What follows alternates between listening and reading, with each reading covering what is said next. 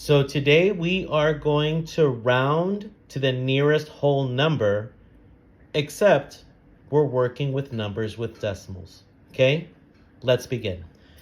So the same rounding rules apply. This is what we mean by rounding to the whole number.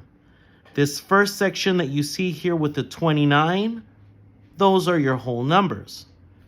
Everything to the right of the decimal is not a whole number. They're almost considered like fractions, right? Fractions are not whole numbers. They are part of a whole number, right? It's not a complete number. So when we say rounding to the nearest whole number, we are going to use the 10th spot to tell us if we round the 9 up or if the 9 stays the same. So the same rules apply, okay? So in this case, we're rounding to the nearest whole number. We look at the number behind it.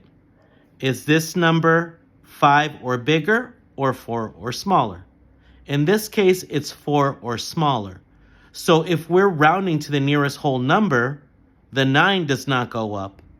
The 9 stays the same. So we write 29, and we don't have to write anything after it because we're rounding to the nearest whole number. So all of these kind of turn into zeros. 0, 0, 0. And since they're just zeros after the decimal point, we do not need to write it. Okay? Now, in this case, we don't have a number in the tens, right? This is just the numbers in the tens. Now we have numbers in the hundreds. 257.672. So, we're rounding to the nearest whole number. I look at the number behind it, right? It should be in the tenths place. And that'll tell me, is the 7 going to stay the same? Or is it going to go up by 1? In this case, the number behind, right, is in the tenths place.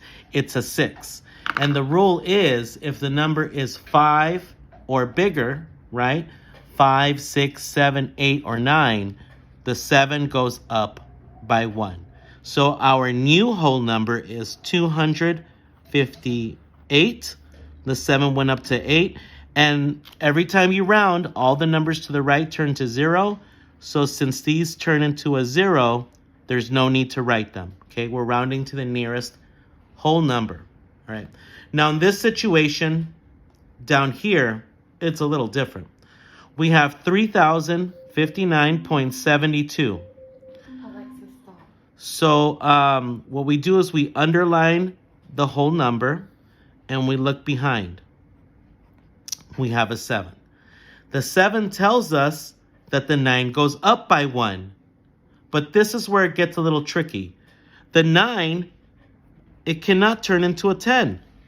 It can't, right? Because then you just add another digit. So this 9, when you round up, turns to a 0, and this 5 turns to a 6. It's almost like you put the 0 down and you carried the 1 to the 5 and it turns to a 6.